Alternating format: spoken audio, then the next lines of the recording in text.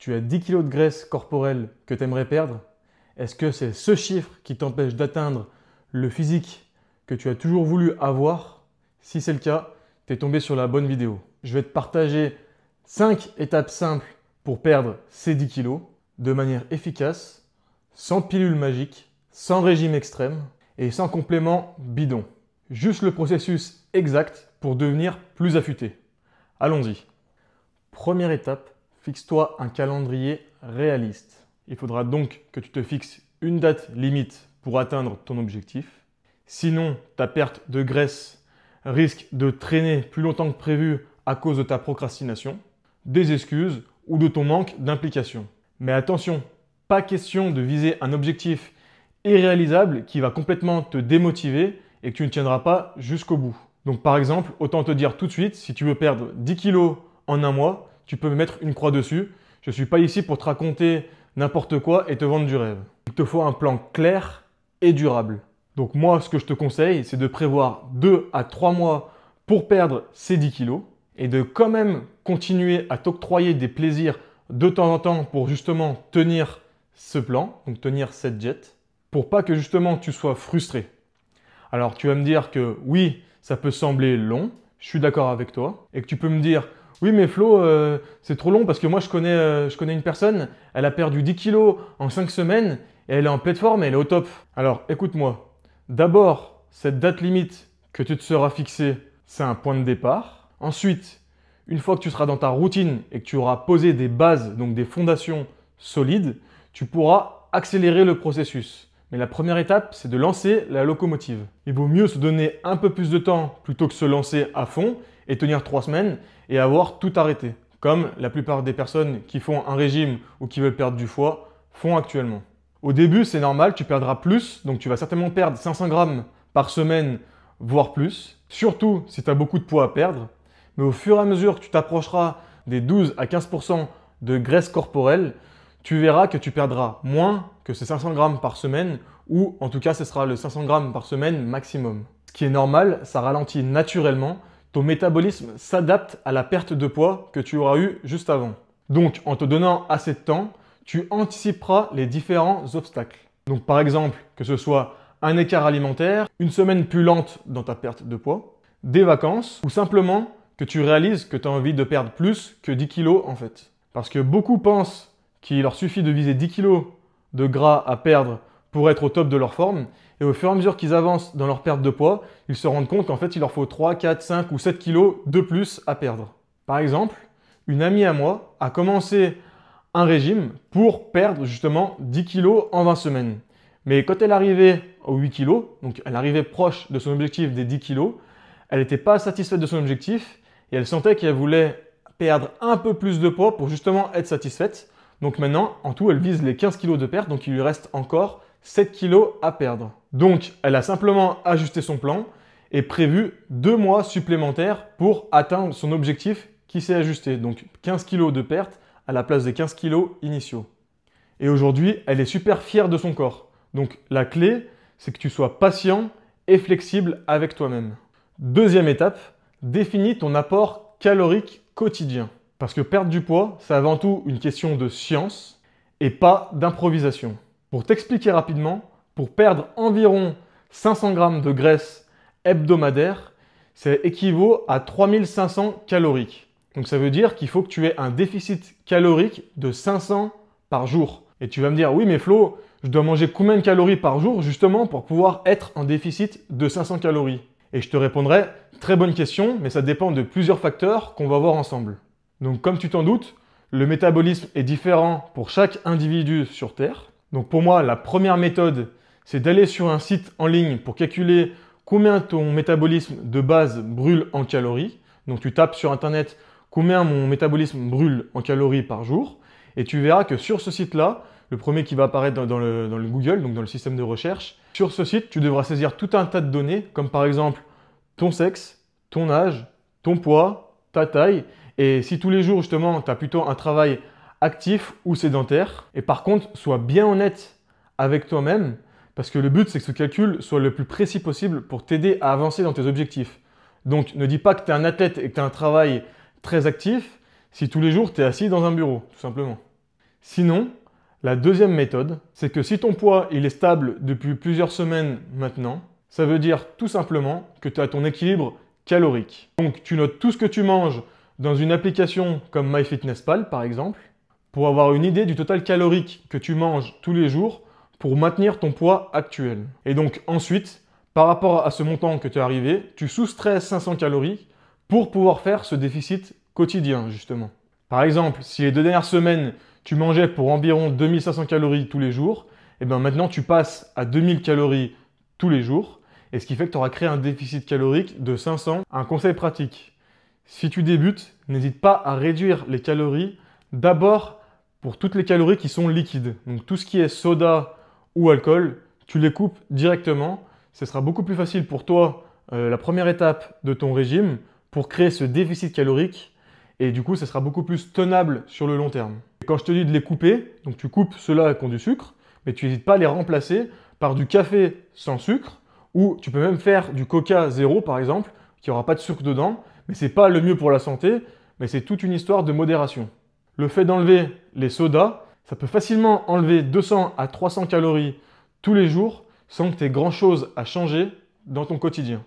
Étape 3. Priorise les protéines et tous les aliments rassasiants. Perdre la graisse, c'est pas simplement manger moins, c'est surtout manger mieux. Les protéines, comme le poulet, les œufs, le poisson ou le skyr, donc tout ce qui est fromage blanc à 0%, te gardent rassasié et protègent ton muscle pendant ta perte de poids. L'objectif, c'est de viser 1,6 à 2 grammes de protéines par kilo de poids de corps. Donc si tu veux pas te prendre la tête, vise simplement entre 130 et 150 grammes de protéines tous les jours. N'oublie pas que c'est pas grave si un jour tu es à 100 grammes et que le lendemain tu es à 150, c'est pas grave. Le but c'est d'être le plus souvent entre 130 et 150. C'est pas une science exacte. Et c'est assez simple à avoir.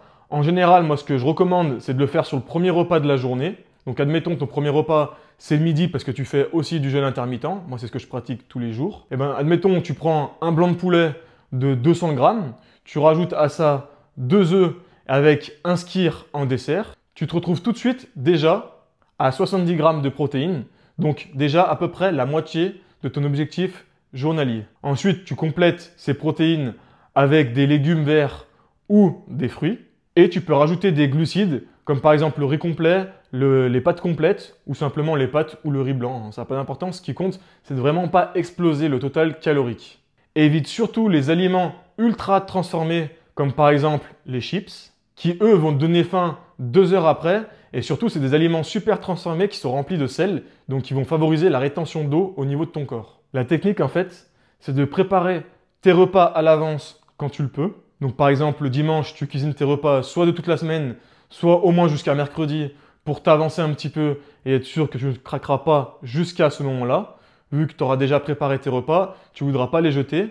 Et si on te propose d'aller manger avec tes collègues au travail, tu craqueras beaucoup moins vu que tu auras déjà ton tupperware de préparé dans le frigo du boulot. Rappelle-toi qu'il n'y a pas besoin d'être parfait. Si 80% de tes repas sont respectés et sont corrects au niveau de la répartition des glucides, protéines et lipides, tu verras des résultats. Une erreur à éviter que beaucoup font, et c'est comme ça qu'ils, pour moi, ils craquent leur régime avant la fin, c'est de supprimer totalement les aliments qu'ils adorent. Si par exemple, tu adores le chocolat ou une glace Magnum à la vanille, par exemple, comme moi c'est mon cas, n'hésite pas à te la garder. Tu la mets en repas le soir, donc tu l'utilises en dessert, pardon. Et une fois que tu l'auras gardée pour ton dessert et qu'admettons elle fasse 200 calories, ça rentre dans ton total calories journalier pour être en déficit, et ben ce sera OK pour toi. Et en plus, tu seras satisfait et que tu te seras fait un petit plaisir au niveau gustatif. La 4e étape, c'est de bouger plus, mais de bouger intelligemment. Tu n'as pas besoin de courir un marathon ou de soulever des poids comme un bodybuilder. L'objectif, c'est d'augmenter ta dépense calorique quotidienne tout en restant constant. Commence, par exemple, par marcher 8 à 10 000 pas tous les jours. C'est simple et ça brûle 250 à 300 calories tous les jours. Vu qu'environ 1000 pas, ça brûle 40 calories. Petite astuce, n'hésite pas à te garer plus loin dans les parkings lorsque tu vas faire des courses ou que tu vas au boulot, à prendre les escaliers quand tu es au travail ou aller te promener le soir avec ta famille dans les parcs. Parce que mine de rien, les pas que tu fais à droite à gauche tout au long de la journée, ça s'additionne assez vite. Et si tu n'as pas un cadre de vie propice à faire des pas tout au long de la journée, n'hésite pas à t'acheter un tapis de marche intérieur. Moi perso, c'est ce que j'ai fait. Ça coûte environ 150 €. C'est disponible dans la description si le tapis de marche t'intéresse. Et c'est assez pratique pour pouvoir marcher chez soi, même en hiver ou même quand il pleut dehors. À cela, bien sûr, tu ajouteras 2 à 3 séances de musculation toutes les semaines. Donc que ce soit en salle de muscu ou simplement chez toi en faisant des exercices basiques avec ton poids du corps, comme par exemple des squats, des pompes ou des tractions. Parce que n'oublie pas que la muscu booste ton métabolisme et te donne ce look justement tonique et assez esthétique que tout le monde aime bien. Après, bien sûr, si tu as accès à une salle de sport, c'est encore mieux. Et dans ce cas-là, je te recommande surtout de concentrer tes entraînements principalement sur des exercices complets. Donc on appelle ça des exercices polyarticulaires. Donc qui vont faire fonctionner plusieurs muscles à la fois, comme par exemple le développé couché, le squat et le soulevé de terre. C'est des mouvements de base en musculation. Et tu n'as pas besoin de commencer lourd, il faut simplement que tu commences léger, mais avec la bonne exécution, et tu augmenteras tes charges au fur et à mesure des semaines que tu prendras en force. J'ai commencé la muscu avec des haltères de 5 kg, mais 6 mois plus tard, j'étais fier quand mes poids augmentaient et que mon corps s'était quand même développé, étant donné que justement, vu que la graisse part au fur et à mesure et que tu construis du muscle, le rendu physique n'est pas du tout le même que si tu ferais simplement de la perte de poids. Si tu aimes le cardio, tu peux en faire, n'hésite pas, hein. Le but c'est de toujours faire ce qu'on aime. Par contre, n'en abuse pas non plus, parce que si tu es en perte de poids et que tu es donc en déficit calorique, le fait de faire beaucoup de cardio, donc je ne parle pas du cardio à basse intensité comme de la marche, mais je parle de faire souvent de la course à pied, ça va te donner plus faim. Donc c'est-à-dire comme tu vas te dépenser beaucoup plus que la normale, tu vas forcément vouloir manger plus parce que c'est ce que ton corps réclamera. Et il ne faut pas oublier que si tu fais du cardio à haute intensité, c'est bon pour la santé, mais c'est moins recommandé, comme je te disais, quand tu es en déficit calorique, donc en objectif de perte de poids, parce que ça va aussi t'épuiser. Et donc forcément, si tu es épuisé, derrière, tu auras moins de motivation pour continuer. Donc il peut y avoir un bon équilibre à maintenir. Donc si par exemple tu adores courir, n'hésite pas à le faire 1 ou 2 fois par semaine. Et les autres jours, tu utilises simplement la marche ou la marche rapide, hein. Tu peux te faire 30 à 45 minutes tous les jours. Et en plus de ça, tu rajoutes donc 2 à 3 fois par semaine un entraînement full body, donc un entraînement de musculation où chaque séance, tu vas faire tous les muscles de ton corps. Et si tu n'as vraiment pas envie d'aller à la salle de sport parce que tu as horreur de la musculation, n'hésite pas à ajouter une activité comme par exemple le foot avec tes potes, le tennis ou la natation. La natation, c'est très bien aussi pour ton organisme au global, pour tes articulations, pour tes muscles, enfin pour vraiment tout, c'est un sport complet. Une mise en garde, ne fais surtout pas l'erreur que beaucoup de personnes font à trop t'entraîner. Dans ce cas-là, tu passeras du côté du surentraînement. Et quand tu es en surentraînement, tu peux arriver au niveau du burn-out, donc c'est ce qui se passe en général. La personne ne faisait pas du tout de sport et d'un coup, elle s'entraîne 2 heures par jour, ce qui fait que forcément, au bout d'1 mois ou 2, elle arrête parce que ça l'aura complètement gavé et qu'elle aura été complètement trop épuisée sans avoir des résultats en face à hauteur des efforts qu'elle aura fournis. Donc, commence doucement, augmente progressivement et surtout, écoute ton corps. Écoute bien tous les signaux de ton corps. 5e étape, suis tes progrès et reste responsable. Je me répète par rapport à mes anciennes vidéos, mais perdre 10 kg, c'est un marathon et pas un sprint. Il ne faut pas l'oublier. Quand tu te pèses, que ce soit 1 fois par semaine ou tous les jours, n'oublie pas de le faire à chaque fois dans les mêmes conditions. Donc par exemple, moi quand je me pèse toujours le matin quand je viens de me lever, en étant à jeun et après être allé aux toilettes. Comme ça, en fait, je sais que la base, elle sera la même chaque fois que je vais me peser. N'hésite pas aussi à prendre des photos avant et après pour que tu puisses voir toi visuellement si tu as évolué physiquement dans le miroir. Et n'oublie pas, si tu le peux ou si tu le veux, de mesurer également ton tour de taille parce que c'est vraiment là au niveau de la ceinture abdominale qu'on verra si tu as perdu 1 centimètre ou pas. Parce que n'oublie pas que le poids sur la balance, il peut fluctuer en fonction de beaucoup de facteurs, comme par exemple au niveau de la rétention d'eau ou des muscles tout simplement. Et si pendant 2 ou 3 semaines, tu vois que tu stagnes au niveau de ta balance, n'hésite pas à soit diminuer encore un petit peu tes calories au quotidien, ou alors à augmenter un peu plus ton activité physique quotidienne. Reste motivé en créant de la responsabilité. Je m'explique.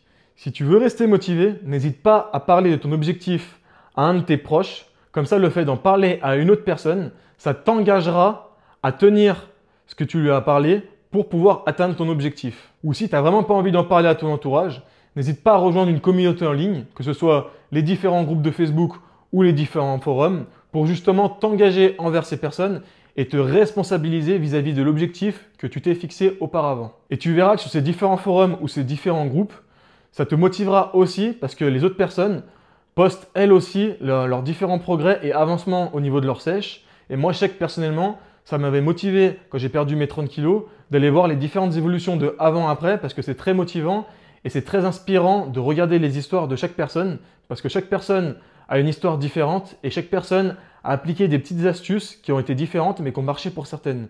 Donc c'est pour ça qu'il ne faut pas hésiter à s'inspirer et aller chercher des informations à droite à gauche. Et n'oublie pas que si tu fais de temps en temps des écarts, donc que ce soit un resto, une soirée arrosée ou simplement des gâteaux, c'est pas grave. Il faut simplement pas que tu te dises foutu pour foutu, je mange beaucoup plus. Non, au contraire, tu as mangé, tu as fait ton petit écart, c'est pas grave. Par contre, le lendemain, tu reprends ton plan que tu avais prévu.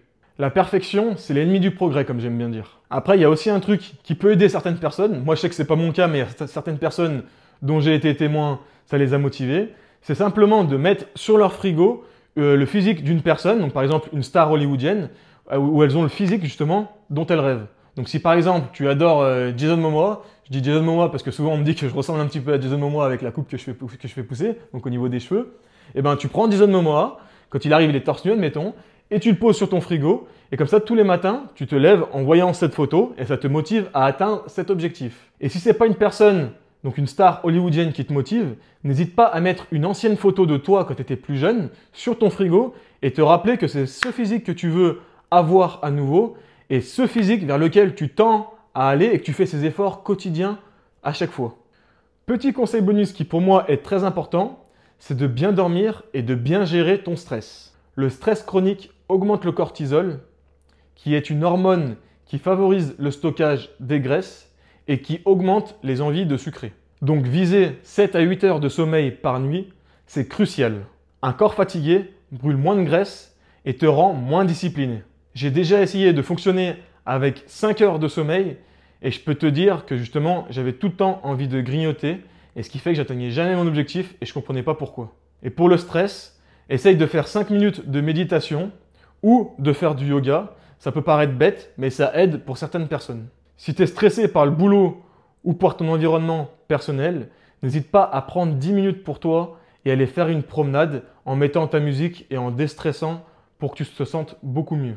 Maintenant, on va passer à la partie réponse aux objections courantes. Donc, tu te poses peut-être des questions qui pourraient te freiner. Je vais te présenter les objections les plus courantes et comment les surmonter. La première, je n'ai pas le temps de cuisiner ou de faire du sport. Tu n'as pas besoin de passer des heures en cuisine ou à la salle. Comme on l'a vu précédemment, prépare tes repas en avance. Donc des choses simples, par exemple du poulet, du riz et des légumes surgelés. Ça, c'est prêt en 15 minutes. Et pour le sport, 20 minutes de marche ou 20 minutes de sport à la maison, ce sera beaucoup mieux que rien et largement suffisant plutôt que si tu ne fais rien et que tu te trouves des excuses. N'hésite pas à trouver des créneaux tout au long de la journée. Le midi, pendant ta pause déjeuner, tu vas marcher un petit peu. L'après-midi ou le soir, quand tu passes un coup de téléphone, tu vas marcher un petit peu. Enfin, trouve vraiment plein de petites solutions qui seront adaptées à toi pour ton style de vie. C'est vraiment une question de priorité et pas une question de temps. La deuxième objection, oui mais Flo, j'ai déjà essayé des régimes et ça n'a pas marché avant. Pourquoi ça marcherait cette fois? Les régimes extrêmes échouent parce qu'ils sont simplement pas durables. Ici, on parle d'un déficit modéré et d'une alimentation dans laquelle tu incluras des plaisirs gustatifs, donc des choses que tu aimes manger tous les jours, simplement en quantité plus réduite. N'oublie pas qu'ici aussi, on parle de faire donc tes 10 kg de perte de gras sur 2 à 3 mois et pas sur une semaine, 2 semaines, 3 semaines ou même 4 semaines. Là, c'est vraiment un objectif réaliste, donc qui pourra tenir dans le temps. Donc cette fois, suis les étapes et donne-toi du temps. Troisième objection, oui mais Flo, je ne veux pas perdre ma force ou mes muscles. Alors ça, c'est une super préoccupation et c'est pour ça qu'on augmente notre apport protéines en le mettant de 130 à 150 grammes tous les jours pour justement préserver nos muscles, voire en construire et surtout perdre de la graisse à côté. Et tu verras que tu seras surpris que tu peux même devenir plus fort, donc prendre en force, en musculation, même en étant en déficit calorique quotidien. Quatrième objection, oui mais Flo, et si je ne vois pas des résultats tout de suite? Alors sache que les premiers kilos vont partir assez rapidement, mais que parfois le corps met du temps à s'adapter. Donc c'est pour ça que les photos et les mesures, donc les prises de centimètres au niveau de ta taille comme on a parlé avant, seront tes alliés. Parce que même si la balance ne bouge pas, ton tour de taille, lui, peut diminuer. Donc reste constant pendant 4 semaines avant de paniquer et ensuite tu ajusteras. Donc en résumé, perdre 10 kg de graisse, c'est possible avec 5 étapes. Première étape, tu fixes un calendrier de 2 à 3 mois. Deuxième étape, tu crées un déficit calorique que tu auras calculé en fonction des 2 méthodes qu'on a vues au début de la vidéo. Troisième étape, tu manges des aliments rassasiants et des protéines. Quatrième étape, tu bouges plus tous les jours, notamment avec la marche à pied qu'on a vue avant. Et cinquième étape, tu suis tes progrès avec constance. À cela, tu ajoutes un bon sommeil, moins de stress et une mentalité de marathonien et pas de sprinter comme on a vu avant. Et tu verras qu'il n'y a pas de raison que tu n'avances pas vers ton objectif. Maintenant, prends un carnet, note ton poids actuel, calcule tes calories et engage-toi pour les 3 prochains mois. Sois constant, mais pas parfait. On ne recherche pas la perfection, je le répète. Tu verras que dans 6 mois, tu regarderas en arrière avec fierté du chemin parcouru. Et pour rester motivé, fixe-toi des mini-objectifs. Par exemple, perdre 2 kg ce mois-ci ou marcher 12 000 pas pendant une semaine. Célèbre chaque victoire, même si elle est petite. Tu verras que tous ces petits moments te pousseront justement à continuer. Parce que justement, ça pourrait changer sa vie. Moi, je sais que perdre du poids a complètement changé la mienne. Et je pense que plus tard, je vous ferai une vidéo spécialement sur ce sujet pour vous expliquer tout ce qui a changé dans ma vie depuis que j'ai perdu mes 30 kilos. Alors, n'hésite pas à t'abonner si tu veux avoir plus de conseils pratiques et pas de blabla comme plusieurs font sur YouTube.